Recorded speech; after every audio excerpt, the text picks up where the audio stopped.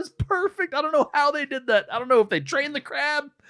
I don't think if anybody here is a crab trainer, we'll interview you too. That'd be Crab great. trainers, call me. Crab trainers, message me on Instagram. I want to talk to you. Please.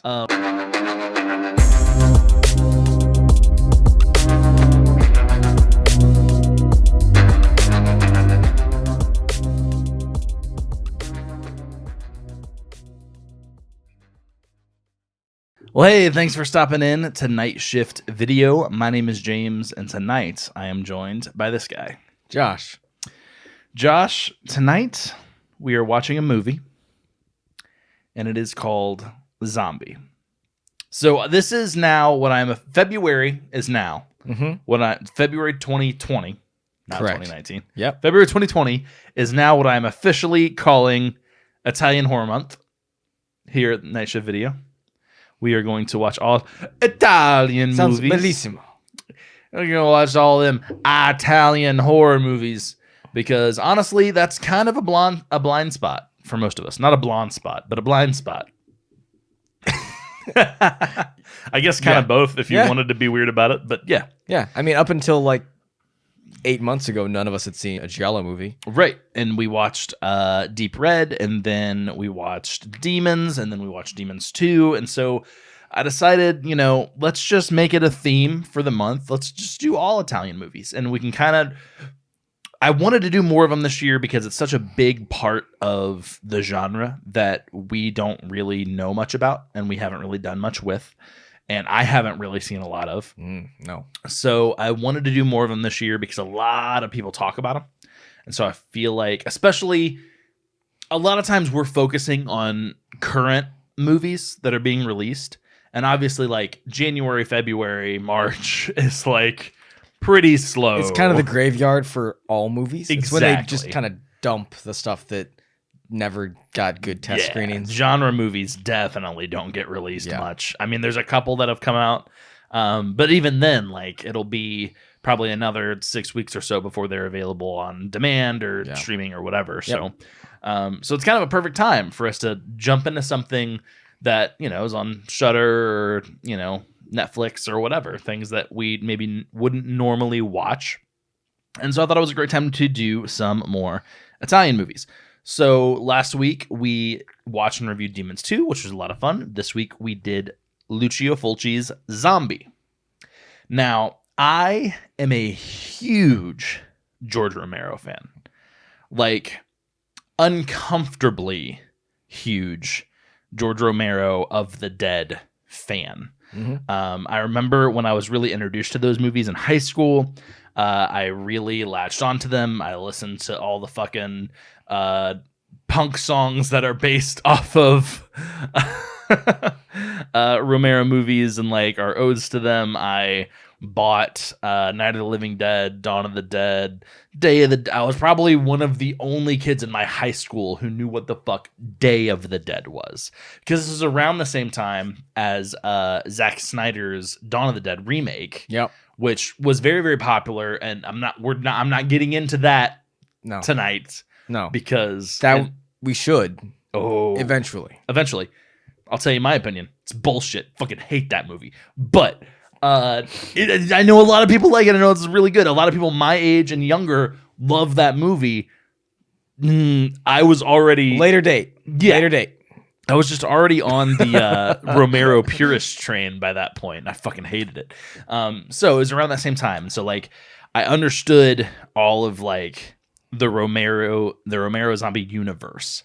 And so Zombie, the movie that we watched tonight, is actually Zombie 2 in Italy. And Zombie was Dawn of the Dead. So in the short period of time that I saw what you were watching, I looked it up real quick, and everything showed Zombie 2. Yes. And I was curious. I figured you would have some information on why. Yes. So Dawn of the Dead was released to Italian, I think other European audiences as well, as Dawn of the Dead was released as Zombie. Okay. And then this was, as far as they knew, the sequel to Dawn of the Dead. Interesting. Interesting is the word. So before we get too much into that, let's go ahead and read our back of the box description. A zombie is found aboard a boat off the New York coast, which belongs to a famous scientist, Peter West. I also thought it was interesting that the scientist's last name was West, because I don't know for sure, but it sounds like it's a call out to Herbert West from Reanimator, which is also a zombie movie. So I don't know. Huh. Maybe not. Maybe it's a coincidence. A journalist travels to the Antilles with Anne, the daughter of the scientist. On the way, they meet with Brian, an ethnologist, and Susan. Was Brian an ethnologist? Or was he just a dude living on a boat with a pretty girl? He was just a sunburnt guy trying to, Yeah. This seems like a guy whose daddy had enough money to get him a boat and send him to Mexico to hang out for a few years. He's the tropical version of the guy on a lake who owns a pontoon boat looking for college co-eds. There it is. Ethnologist. Good God. When they arrive at Matul, there are horrifying zombies which devour human flesh and seem indestructible. They discover a terrifying disease which is causing this condition. So that's about, this is what the movie's about. Pretty much it. This is pretty much it. So 2, Zombie, a.k.a. Zombie 2. Dose. All right, and we are back with our thoughts on Zombie. And we're back. So yeah, the Zombie is a movie that we watched tonight. It's an Italian flick. And so I learned from Joe Bob Briggs that a lot of these big Italian horror directors. So Lucio Fulci is like an iconic Italian horror. He's got a bunch of stuff. And he's right up there with Dario Argento and Mario Bava as like go-to Italian horror names of this time period. Just like, in America we have Romero and Tobe Hooper and Wes Craven. Like these are these guys in Italy for sure. It's kind of like the Mount Rushmore. Yeah. And so I learned from Joe Bob Briggs that what a lot of these Italian directors would do is they would do everything in their power to make their movies seem more American so that they would get American releases, because that's how you made money. That makes sense. Yeah. And so this movie has a loose opening of being set in New York City. It's in America for about 12 minutes. And then it's just in random, vague island. Yep, absolutely. And so I thought that was kind of interesting. We see a 1979 New York City skyline and some things like that, which are, different than it is today, and very interesting. But it doesn't take us long before we're out of there. And we're in Mexico, and then we're like off the coast of Mexico exploring some like Caribbean islands. Like the Gulf. The Gulf of Mexico? Yeah. And just vague islands. Warm island. Which probably could have been filmed pretty much any tropical location. Like Discount Caribbean. Yeah. There you go. So I will say the highlight of this movie is there's a moment where a zombie fights a shark. Yes. That's a sentence you would say, oh, this is a movie from the 2010s. This is a post-Sharknado movie. No, my friends. No. It is not. So a zombie does fight a shark in this movie, and we were torn while we were watching it of like, is that a real shark? Because this is a guy who's standing on the bottom of a body of water and like no scuba gear on because he's a zombie and he's fighting a shark. So this actor is extremely talented. Very. At something. I think it's a very not breathing. It's a very up there. Specific skill set that he's real damn good at. And we're just like, is the shark really looks real? Really? And then there'd be a time where we're like, oh, well, maybe not. That kind of looked fake. But then like it would like move in a way or bend, and you like see the wrinkles in its skin. It's like, fuck, that does look real. Yeah. Well, guess what, Josh? Oh no. I have the answer. Oh, I'm so excited. I don't know. What's the answer? It is an actual tiger shark. What? 100% real live tiger shark that this man dressed as a zombie, this actor dressed as a zombie, is wrestling underwater. Whatever he was paid, it wasn't enough. Probably not. I can almost guarantee it. It's crazy. It's freaking crazy. So they said that they fed the shark a lot. Got it. So real full and real bloated and lethargic. A lot. And also gave it some tranquilizers. Oh my gosh. To keep it even more chill, so it didn't freak out when this monster was groping at its skin and holding it and wrestling it. It's fucking crazy. Yeah, when you think of it that way, like, oh, the shark was not fully there mentally. You're like, oh, that shark. Poor shark. Poor shark. I don't know what the rules are these days. I feel like that scene probably couldn't get made with a real shark today. Because it definitely feels like borderline animal cruelty. I mean, they basically roofied this shark. They took some liberties with the shark, if you know what I'm saying. They roofied the shark and then molested it. Let's be honest. Like, that's what happened. But... I mean, knowing that, like, that would explain why the scene looks so real. So good. It is the most famous part about this movie. That's pretty cool. Yeah. All things considered. Yeah, it is cool. And because it's a thing that probably wouldn't happen today, there's also just that bit of, like, magic about it. Like, that's why it's famous, because it probably would never happen today. It's like a slice in time of a thing that happened that wouldn't have happened earlier and wouldn't happen now. Right. And you know, and at the same time, not being like super egregious, you know, like, well, yeah, it's not like it's not like I feel bad for the shark. I do have compassion for the animal. It's no cannibal holocaust. You know, exactly. Exactly. It's like, it's not like they punched a dog. They just like threw it up in the air and caught it type thing. Like they were in the shark's element. Right. When you watch it, they didn't do anything mean to the shark. Right. This is not. I think Cannibal Holocaust was the perfect example, the perfect yang to this. You are welcome. Oh God! Like, have you seen that movie? Yes.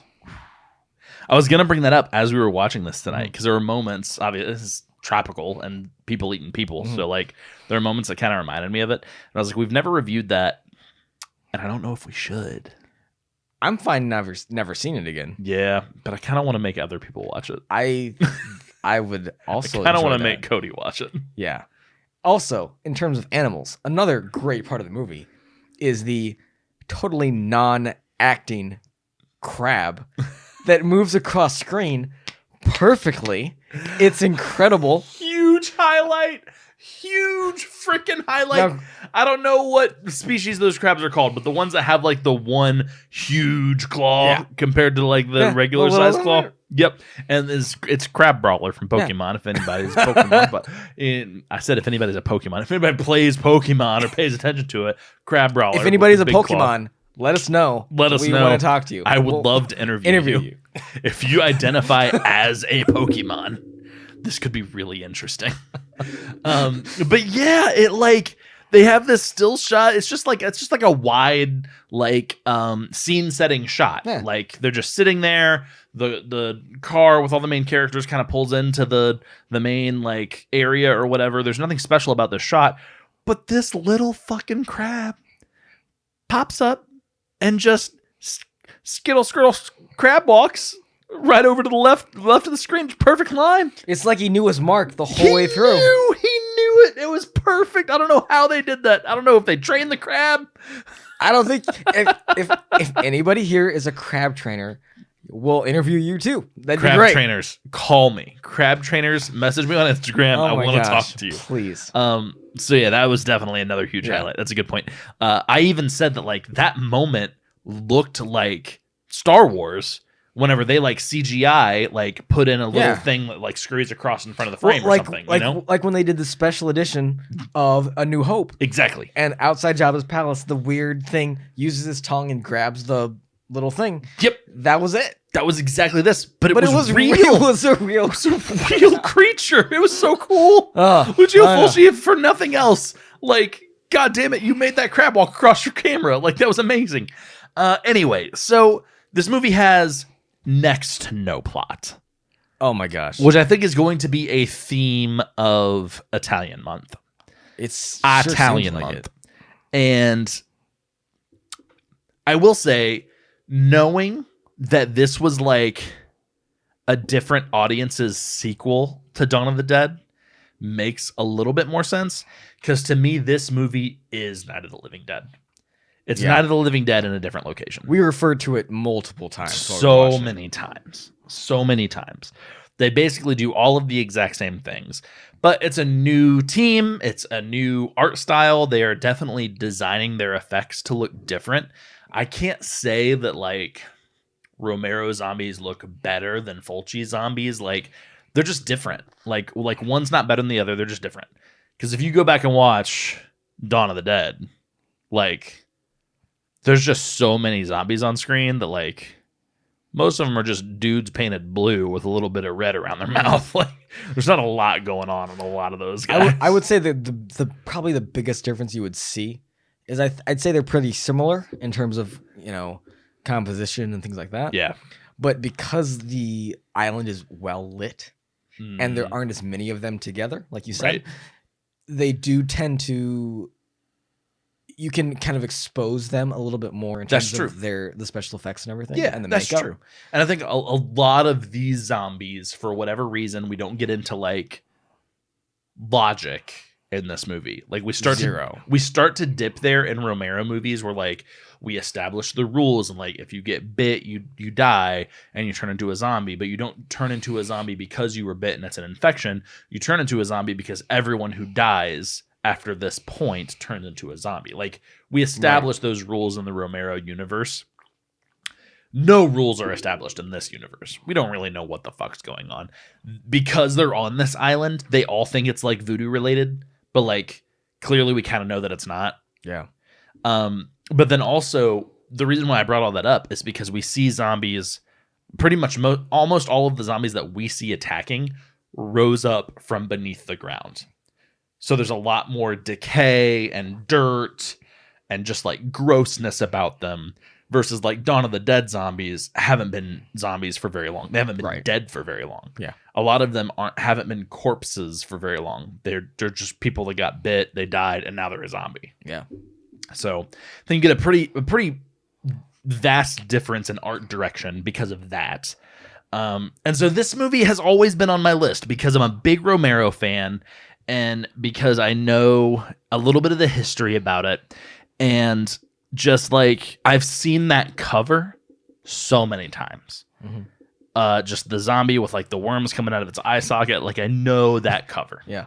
I've seen it on t-shirts and, in the video store and just everything. Like, I know it really, really well. And so it's been on my list for a long time. Tonight was the first time I saw it. And that was because I have a huge gap in Italian horror knowledge. And that's why we're doing Italian month. Yep. So I don't know, like, the gist of it, we already said it basically has no plot, but I feel like we should try to sum it up a little bit. The gist of it is, this lady's dad goes missing, and last she knew, he was at this island, and They go to the island. She goes to that island, and it's overrun with zombies. Yeah. There's a doctor who is, like, maybe experimenting on them, maybe, like, trying to figure out what's wrong with them. Yeah, I think he's just trying to figure out what's going on, And then But he doesn't have enough. He doesn't have as much characterization as, like, I think they called him Dr. Death or Dr. Frankenstein in Day of the Dead. That guy, he doesn't have nearly as much characterization as that guy. He's just another man, honestly, to hold a gun and shoot zombies. Like, pretty much. And pretty much all the characters are straw men for that. There's no character development in this movie. No. But there didn't have to be. Yeah. It's fine. And there's not a ton of character in Night of the Living Dead. I mean, maybe I pull a lot out of it because I've seen it so much and I love it so much, but like the gist of it's pretty basic. Like a few people hole up in a farmhouse and try not to get killed by zombies. Like, and this is a few people go to an island and try not to get killed by zombies. Yeah. So yeah, I mean, I don't think there's much else to say as far as like plot details and things like that. But I don't know. I guess we can kind of go ahead and get into our final thoughts. I like the movie. It feels a little slow. And that's coming from someone who loves Romero, and Romero zombie movies can feel very slow at times. But yeah, I mean, for me, this is probably one that was probably built up in my head as being like this. It's not a Romero movie at all, but like it's clearly based off of it and it's clearly pulling from it and drawing from it. And so like in my mind, maybe I built this movie up a little too much and I expected it to be a little bit more mind-blowing or like, you know, really tugging at my Romero heartstrings than it really was. I think on the surface, if I'm being honest, this is a cash grab movie. This is, hey, I can make something like Night of the Living Dead that we can say is a sequel to Dawn of the Dead, and I'll get money, and maybe they'll release it in America because I had put part of it in New York, so let's try it. This is like Deep Impact to Armageddon. Yeah, and I feel like we didn't get that mockbuster format until much later in like the 80s, 90s, 2000s. Yeah. Now it's every day. Like, and it's because scripts we've talked about this on the show before. It's because scripts and IPs get shopped around so much, and like other studios will pass on something, but then they'll like greenlight something that's basically exactly the same as the thing they let's passed make something on. crappier but faster. Exactly. And then someone else will greenlight the original idea, and then they both end up releasing at the same time. Yeah. Like we've talked about mockbusters and mockbuster culture on the show before. It's totally a thing, and this definitely does feel like that. Yeah. And maybe this is kind of the beginnings of where we get to that being a thing now. So yeah, I mean, I didn't hate it, and I'm gonna say it's a thumbs up because of we still had fun watching it, and I think that's a thing for me. My thumbs up and thumbs down is always gonna come from did we enjoy watching it, and we did not walk away from tonight as we've walked away from some movies being very upset. So it wasn't quite like that. I think that I walked away happy enough, but I'm not gonna rate it high on the Nuggie scale. It's a 20% Nuggie movie for me at best. But take my opinion with a grain of salt because I'm a huge Romero fan, and I've seen Night of the Living Dead probably 150 times. I would still rather watch it again than watch this movie again, and that's just me. So I would love for someone to try to create a profile on what my horror likes and dislikes are, but this movie I would give it a thumbs down. Yeah. I think there wasn't a whole lot new or redeeming or innovative. It felt very similar to other movies. I get it. And the other thing is, because of the time, like 79, like almost the 80s, like it felt very dated for almost the 80s. Yeah. It was fun. Don't get me wrong. It was fun to watch, but I think that was with partially the people I was with. Yeah, and I feel like it even was only fun. It wasn't as much fun as it should have been. Like, I think that's the problem with a lot of these movies that end up being pretty fun is that, like, Demons 2, same way. Demons, we had so much fun. Demons 2, we still had fun. You know? Mm-hmm. And then, percentage-wise, 20 sounds about right. Yeah. Like,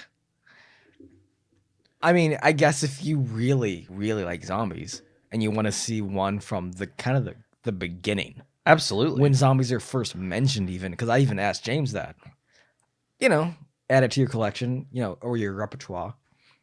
But it's pretty rough.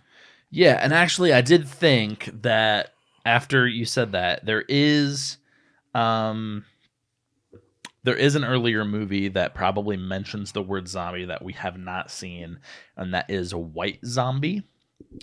But I believe that is actually, which is where... Isn't that a Rob Zombie song? Well, actually, I think his name was originally White Zombie, and then he became Rob Zombie, and he took the name White Zombie from the movie.